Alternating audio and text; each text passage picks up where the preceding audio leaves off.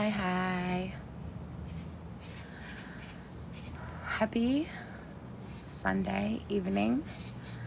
I wanted to share something different, but also not different. I've learned a lot from Abraham Hicks as far as for understanding the laws of how we create with our emotions and feelings.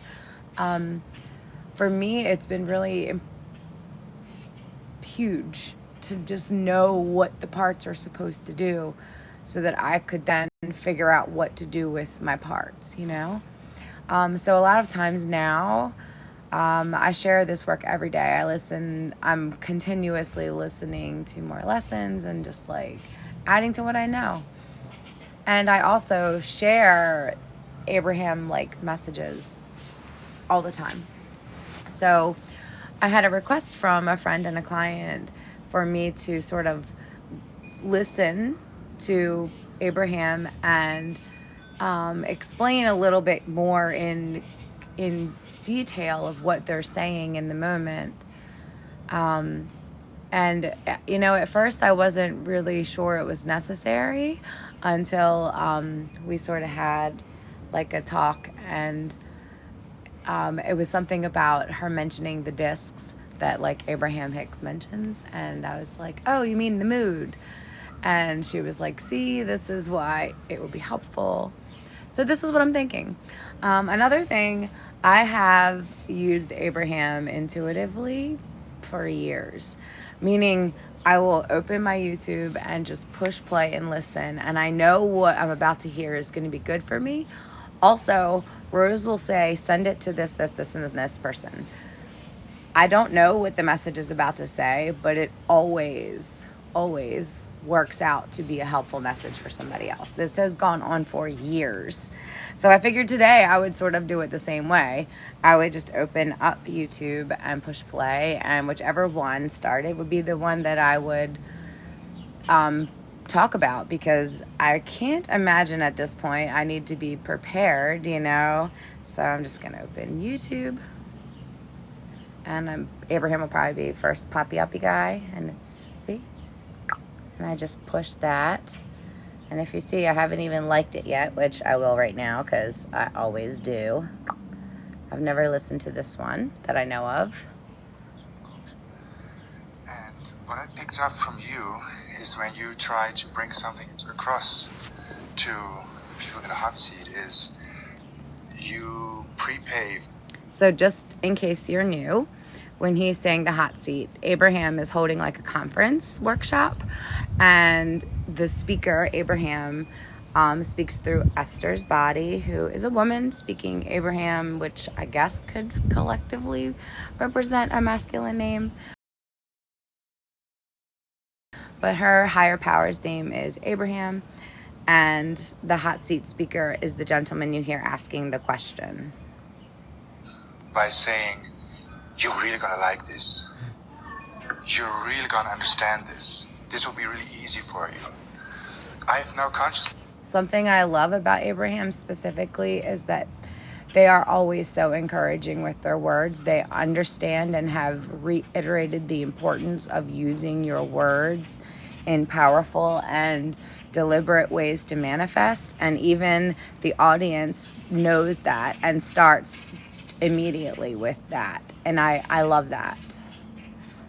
That's a strong momentum that Abraham holds that I have learned to begin to build for my own. Like, as far as for people, when they would reach to me, I want them to know the same stream and the same like steadiness that I know when I listen, and like when the other guests listen to Abraham. So okay, let's keep going. Practice this with my students. They don't know about Abraham, but they pick up like that. So thank you so much for that. It's a really good tool. It's the best tool because you're offering it with no resistance, and so it's nearly an instant manifestation, isn't it? Because the moment that there is a situation where they feel I want to teach them something, they feel a little bit uneasy, but then I take that I prepave for this uneasiness. So what he is talking about, this man is a teacher, and he's talking about using Abraham's work to help his students understand the lessons easier. He's saying that before he starts the lesson, he can feel the apprehension in the room, and he goes general with the energy, which means basically zooming out of the experience, not being in the classroom. We're about to learn. Zoom out. This is a wonderful day. This is a lovely building. The atmosphere is nice. Look at these desks. You know, we are all wearing clothes, etc. So that's the idea of zooming out, and then pre-paving. Pre-paving would then be, and we're all lucky to be here together today, and we're going to have a really good time. And we learn when we come in these spaces together, and the more that we come into these spaces knowing that, the more that we will learn, and the more that we will enjoy learning together, and we will uplift each other as we go. So that's what he is talking about when he says pre-paving. Not to manifest by saying that, and it's delicious.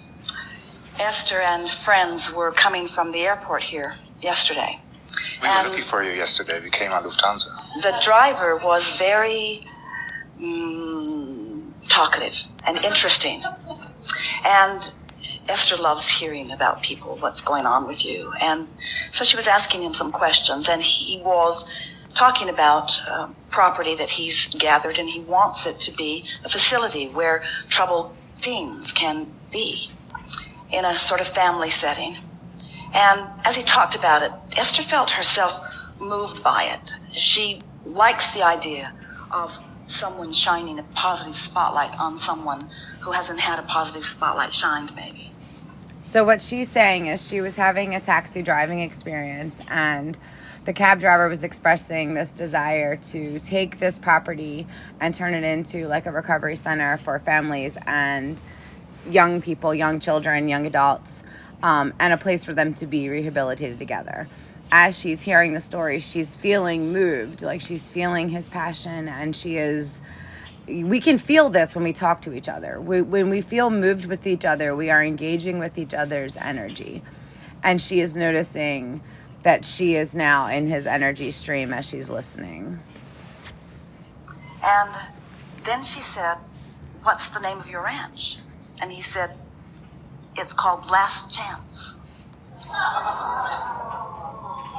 And she said, "Oh." The reason that she shuddered at that name is because of the way that came out.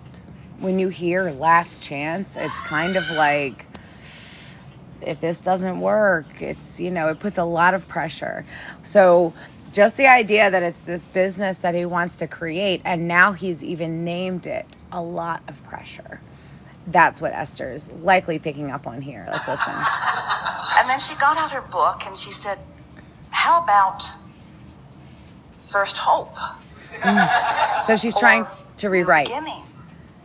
Because she is understanding that expectation of the mentor is everything.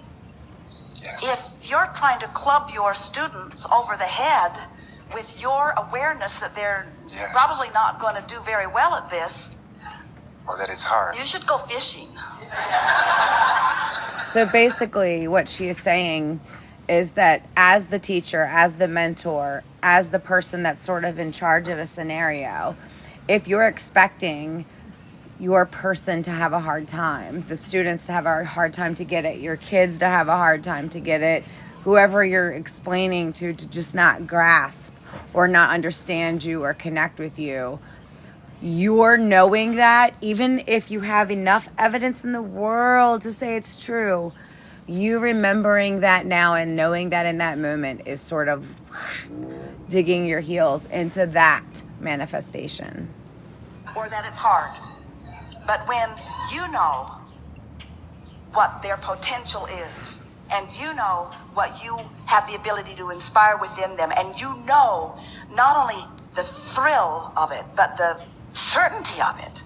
Yes. Oh, yeah. That makes you a really good mentor. I got that from you. And this is actually one of my favorite things about energy, because as energetic beings, we have this unique ability to be able to enhance each other's experience. We can't control it, you know? We can look at people and send them love. We can look at people and send them judgments. We should always know that however we're looking is also being mirrored back. That's the law of energy. It's what we call karma at times. But when you're looking at someone and you're like criticizing and not understanding, if you spend too much time in that not understanding, the universe thinks that you're calling in an answer for a question, and you will likely find yourself being in that position where you're now getting to do what you were just judging that about. In this situation, Esther is encouraging the person to give the whole face of this potential business a whole new energy, not calling it last chance, even if the idea that you do come there when you're at a last chance energy. But as the teacher, as the uplifter, you can bring big energy. We can't. So you know how when someone is depressed, they get alone and isolated. Like it's the energy that you see when you see depressed looks cold and darker, right? It's less alive than love and hope and joy. The more that the person teaching or guiding or in charge of the experience is tuned into that knowing of joy and love and potential and all of that limitlessness, all of that spans, when the teacher is holding that vibe, people that are there that aren't even that high can be sort of uplifted. It's almost like a vacuum, like magnetized. Like it is much like a magnet. So we've been in the room, like imagine a room full of people, and the person that is having a good time and laughing, you know, a lot of times they have more people around them versus the person that's sort of like in the corner and scowling and, you know, has the more shut down body language. Energy comes to life in the body and then it ripples out. And the same way that we can think positive for our loved ones or our students or our children, we can sort of influence their stream to go to a higher vibration. We can't make them go. It's just like this calling. It's more like a magnet. Like you sit there and you just hold it and they won't repel. They may not come, but this energy of holding doesn't push people away. They may not come, but it doesn't push them away, versus the energy of depression and fear that is a pushing away. It's only different in the way that it's a moving energy and its power. I try to explain energy because it's invisible. So, but the same way that when you put the gas on the pedal, the deeper you go into the pedal, it shifts into gears and it goes faster. The deeper you are in joy and in happiness, your energy is bigger and faster. You can emit more out of your body. And when it's lower, there was the creepy lantern guy on me. When it is a lower energy, it is less emitting from you. It's less calling out because it's trying to replenish the whole. It doesn't have extra to spill out of the source, if that makes sense. So let's see where we are now with this. It's a little bit of a heavy subject, but I really do want to talk about it. I mean, want to hear you about it. It's about manifesting sickness. In my past, I have been manifesting sickness, but I am right now extremely healthy, and I realized that I prepaved then for this incredible, hysterical, joyful health and power that I feel right now. So, can She's going to say, did you hear? you leave it at that? Yes. Could you leave it right there? In other words, all of this is so good. Could that have contributed? Yes. And then was it worth it? So he's now talking about how he has been continuously pre-paving, the same way we talked about for the day with the students, pre-paving his health to get better and better and better. And now his health has improved so drastically that he is asking, how does he stay here? And is there something else that he's basically saying, can I just stay here? Like, do I have to keep reiterating? Do I have to, like, when can I think he's saying, when can I stop knowing it so much? I love this answer, even if that's not the question, because it's one of those things that you can just feel it. When you wake up in the morning and you don't have to check that your heart's still beating because you know it is, then you know you don't have to keep beating the drum. The same way you know the sky is going to be there, you know it. You don't have to look, you know it. When you know something there in your body, you don't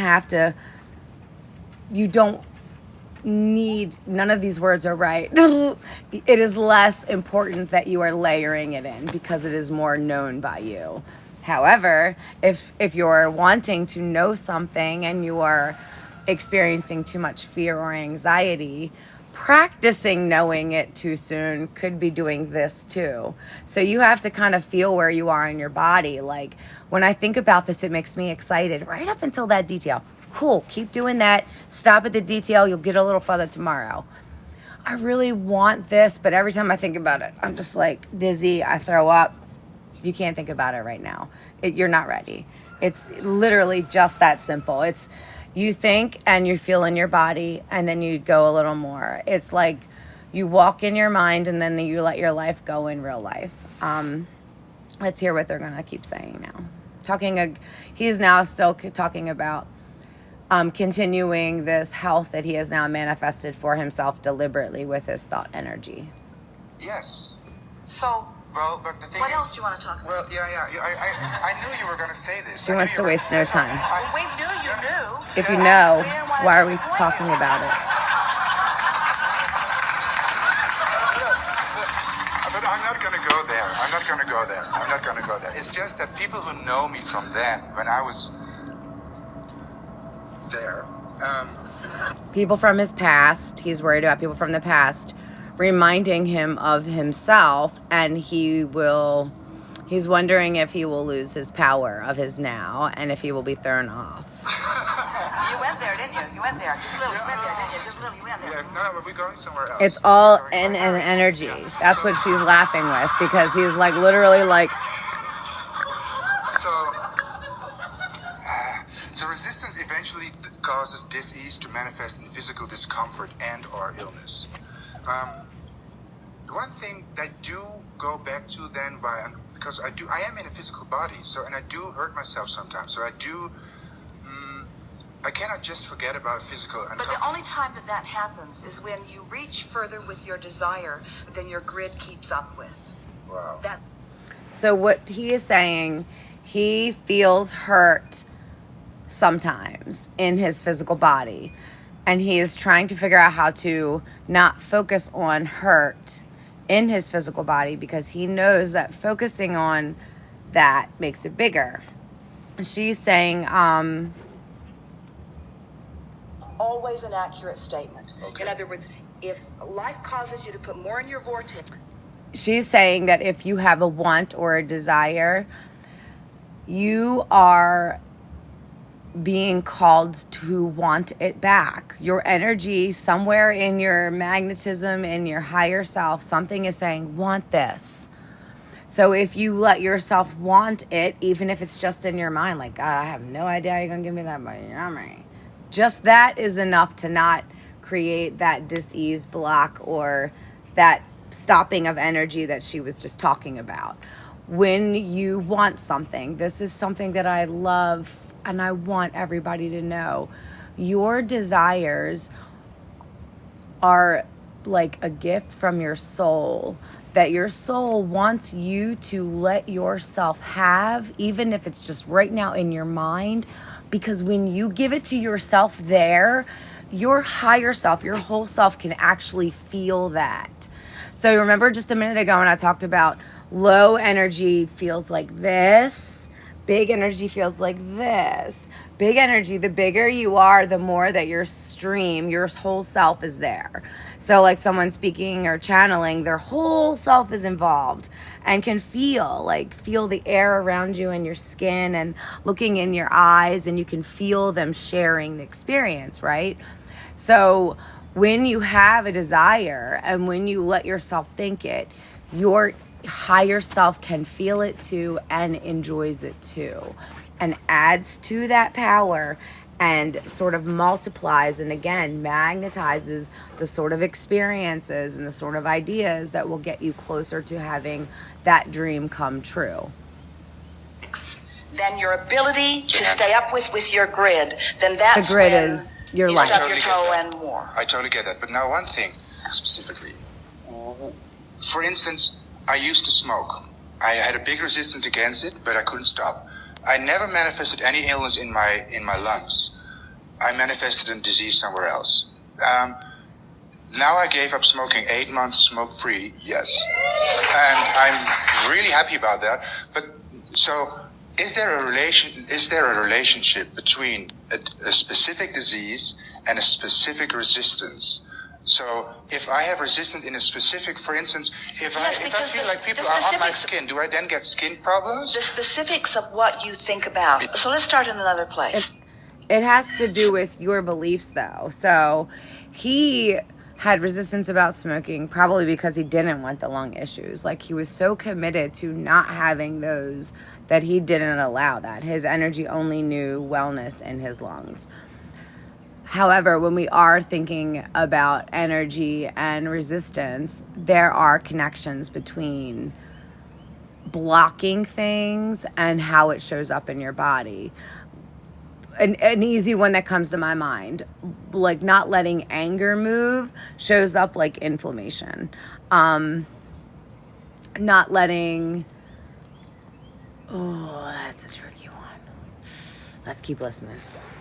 So let's say that you are moving through life experience and things are bothering you. Like our friend had 9 things that were not going well and something that is going well, but she's chronically, or you're chronically involved in the 9 things that aren't. And so your attention is upon those. So without really being too aware of it, you've got more resistance going on than you think you do, than you want to admit to. Right. So through all of that process, and if you're particularly active, if you're particularly involved in life experience, then you're launching lots of rockets of desire. And so your vortex...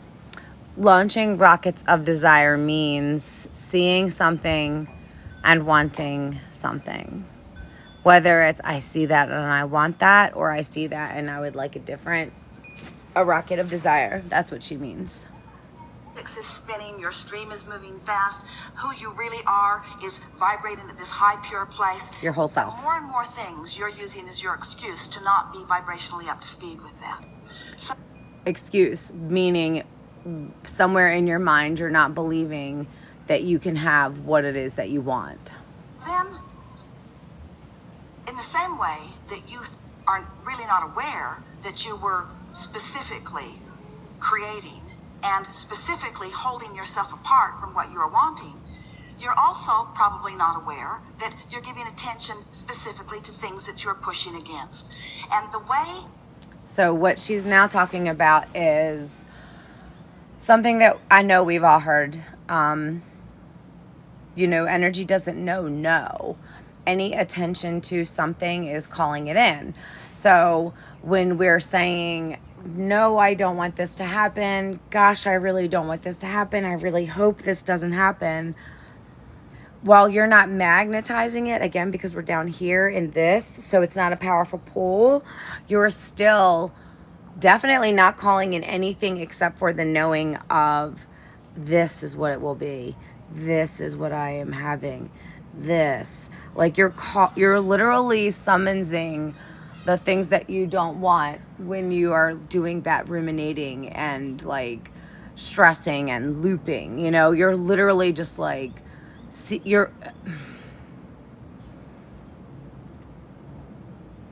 if you could stop the thinking about that in that moment and just tell yourself, my thought energy is out of whack and I need some relief. I always encourage people to treat their whole self like selves. Like, your body is a vessel. You are a human living in there, but this is also a vessel. Just like the car needs gas and oil changes, sometimes you got to give this thing a break. And if your brain is going boing, boing, boing, boing, boing, boing, boing, give it a break. It won't serve you to keep running it into the wall, you know?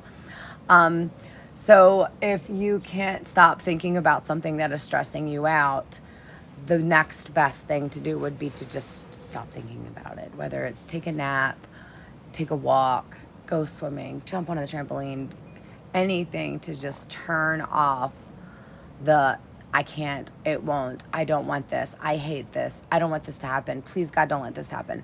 Any of that thought energy is just sort of keeping you in a holding pattern that they're talking about called resistance. And that's where you'll start to see things bubble up. Things start getting messy in other areas, they get icky in your body, and that's because you're sort of like calling in this energy and then it just getting bigger and bigger and bigger and bigger because it's not moving, you know? Okay, so let's hear what's next. Things manifest, wanted or unwanted. Something specific does not come to someone who hasn't activated the specifics of that vibration within them. So you, as a being, have the potential to access the vibration of anything that you desire. I believe that with my whole heart.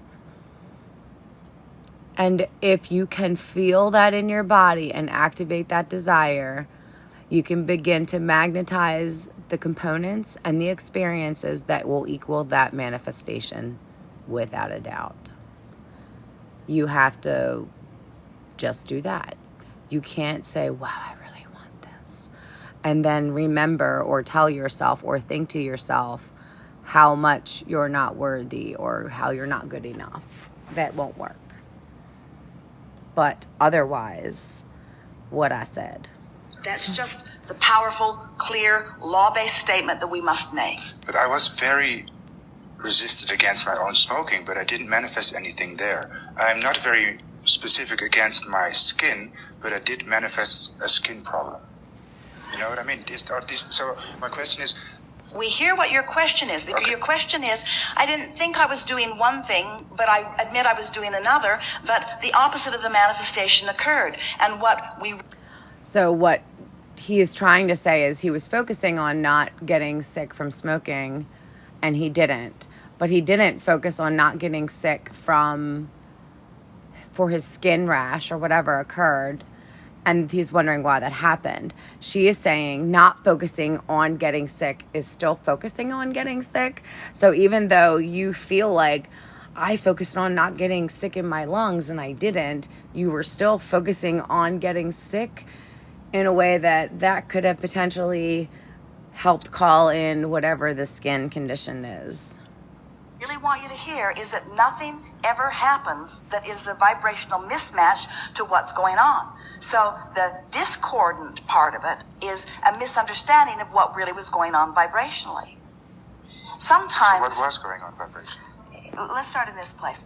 So what was going on is he was focused on not being ill in his lungs, but not just being well. Had he just continuously layered in, I am well, I am well, I am well, that would have potentially avoided the skin rash. However, being like, I do not get sick in my lungs from cigarette smoke. I don't get sick from cigarettes. I don't get sick from cigarettes. Just says a lot like, I get sick. So maybe not from cigarettes because his belief was pretty solid there, but it came from somewhere. And in this case, he probably had less resistance to his skin because he hadn't thought about it. Sometimes you don't really know that you want something until you really know that you don't want something. Oh, yeah. Sometimes you don't really know that you don't want something until you really know that you want something. And so attention to what you want. Sometimes you're picking up that stick thinking that you're giving your attention to what you do want without realizing that you're pushing against what you do not want. What she is saying is sometimes you think you are thinking what you want by for example, the man with the coughing or the cigarettes disease, by instead of just thinking to wellness, he was still focusing on not sick. Whereas had he just focused on continued wellness, uplifting wellness, it would have been a different stream. It would have been a whole different experience. We don't want to get too heavy into this. You said it's a heavy subject because this is one of the reasons that we moved from calling this gathering the art of allowing rather than the science of deliberate creation. Because as you get so specifically focused, as you try to contemplate every single thought that you're thinking and put it into some sort of category about whether I thought it more than others, we just want you to understand that nothing manifests that is out of vibrational whack with what you've got going on. This analogy that we're going to offer you here is going to answer your question completely. You may have heard us say that what manifests is always a vibrational match to what you're thinking and feeling. It always is. What she is saying is, no matter what is happening in the moment matches what you think about what's happening in the moment and what you believe and what you feel. Whether you like it or not is not what she's saying. She is saying that in this moment right now, what you're experiencing and what I'm experiencing is 100% a reflection of the vibration I have with this, and the same is for yours. And this is something that we can shift. And then we take it further, and it's easy for you to understand this, that what manifests in your dream state, what you're dreaming about, is also a manifestation of what you're thinking and what you're feeling. But we want you to focus for just a little bit that your dream and your real life experience, but it's easier to hear it about the dream. Your dream is showing you a perfect representation of the essence of what you've got going on vibrationally. The reason that is because in our dream state, we don't have the same limitations that we do in our awake state. Like in dream, we can be like boing, and now we're in another room, or we can be like, hey, and there's that person that we wish. We can manifest pretty immediately in dream state, and that's why it can be very helpful to use your dreams to sort of help, you know. I don't want to get lost in my stuff. I want to talk about Abraham. But the details fill in with what you've been thinking about recently. Sometimes people say, well, I had this dream, and it was weird because it was people I didn't really know, or it was about this specific thing that I saw that on television the other day, or I saw that in a magazine the other day. So you're filling in the details with stuff that's still active within you. But the happening within it and the way the dream caused you to feel is the true meat and substance of the creation. So filling in the details, meat and substance. When we are thinking about a situation, like from the very beginning, that is a grid. When we continuously add details, that's the grid filling in. And then getting into the actual, like, real specifics, the parts that are going to make us very excited. And to show us that it's not only for us, but it's just for us. That's the meat that she's talking about. As is what's manifesting. And so the details of it, they're just the filler. You see, it's sort of like the plot to the movie is the plot. And then they put all that other stuff in just to make you feel like you got your money's worth. With all the action scenes. Helpful? Very. Can I ask another question? Yeah. Which is why when I say, like, it can take 3 days to, like, spill in, and what she's saying, like, the details filling in, the grid filling in, that thought energy happens before we get there. So if we are trying to change a subject that has already been, or a situation that's already been happening, it can take up to the 3 days to, like, deactivate that alive energy and turn it into a different one. I'm trying to think what she was just saying. The individuality or the personality after croaking. I have this, I'm not expecting to grasp this completely after your answer. I don't think it is graspable at all because we are in this time-space reality and we're not supposed to grasp it completely. But Well, it is graspable. for you, For you.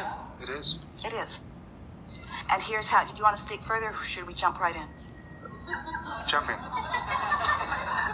In I this agree. sense, if you are standing in your humanness and you are looking at where you think non-physical is and trying to contemplate what's going on there, that's not graspable because you, from where you are standing, can't achieve a vibrational frequency to put you out there where you think out there is. Exactly. But when you are in your now, And that's because in this human, your focus is here. If you were zoomed out to your higher self, that includes a lot of other humans. And from that perspective, it would be very confusing for you as this individual to work through. This is why it's like that mind your own business, mind your own vibration. Let the higher self do the higher self job and let yourself sort of be led intuitively. And knowing that with that part of you having the bird's eye view, the big vision of you and others, all the others, like it can help connect the people where they want to go without messies. focused upon something that's happening right here and now, and you're feeling vitality and enthusiasm and love, you're grasping what non-physical is focused upon. Wow, okay. Esther said to Jerry, she's visiting with him from time to time, she said to him, I think about you all the time. And he said, how do you know it's you thinking about me and not me thinking about you? Jerry, this- her husband I- who But passed stay away. there, stay Yeah. there with that for Yeah. just a little bit, because you're trying to separate what's non-physical from you rather than understanding that it's integrating with you. It's integrating with you. Okay. And so when you're looking where it isn't, you feel lost and say, I can't grasp it. But when you look where it is, then you get it. Wow. And that's what your happy dances are about. That's what those feelings of insight. When the grid fills in, when you're in the vicinity, when you're in vibrational alignment and you're tuned in to the fullness of who you are and you're having a moment and the whole of who you are is flowing in that moment, you're grasping what non-physical is. It's You your can feel it. preconception of what non-physical is, which it isn't. It's your flawed premise about what non-physical is, which it isn't, which is making you call it ungraspable. Wow. But I heard you say this about Jerry, and it inspired me for this question. Yeah. Because sometimes I think, and this is really with all respect for you, and I have not, I Jerry is really her hope I can late bring this husband. across in a respectful way. Because I'm speaking from my own experience, sometimes the desire is so big to grasp. But think about it. That's because a desire Yeah. has two ends of the stick. There's the absence. fulfillment of the desire, and there's the not yet. Two ends of the stick. The wanted and the unwanted. Meaning what you have now, which is helping you say, wow, I want that instead. So while this may not be the preferred end of the stick, if this stick wasn't here, it wouldn't help you say, I want that. So it is very helpful. And the more that you can learn to appreciate those things that sort of like prickle, prickle, prickle, but then they help you like carve, like a good, yes, I want this. Those are very helpful. And letting yourself sort of, it's not something that comes straight away, but letting yourself see like, wow, had I not had that happen, I couldn't have thought that. Had this not happened, I couldn't have wanted that. And sort of softening. And that helps also make things not so much good and bad. Fulfillment of the desire. And so if you're really vibrating on the it hasn't manifested yet end of it, then of course it can't fill in. But You isn't, can't. but isn't it wishful thinking? I sometimes think. But one specific example, if I may, I have my bike is from my. Well, I you mentioned wanted, my- but we're going to interrupt just briefly yeah. on the wishful thinking thing. Okay, please. Wishful hopeful isn't quite there. Believing knowing Is there. Yeah. So wishful thinking doesn't get Okay. it done, does it? Wow. Okay. I know when I'm on my bike, I've mentioned my bike before. The bike is from my opa, from my grandfather. My grandfather always used it to feel free. Yeah. Now when I go downhill and I'm not focused on my grandfather at all, and I see horses on my right-hand side, my grandfather used to work with horses, and I'm really not focused upon it, all of a sudden I feel him. So you've just confirmed what we've just said to you. Exactly. Yeah. And So- then I sort of say, yeah, So when I you go for it. when you say I'm not focused upon my grandfather because he's not here where I can see him and that would take me away from where he is. But when you're feeling the thrill of the ride and even being in the energy of the very machine that he was using when he was Exactly. feeling the thrill of the ride, Yeah. then you're finding yourself looking at what he is wanting to see. Yeah. That's Which is what I was saying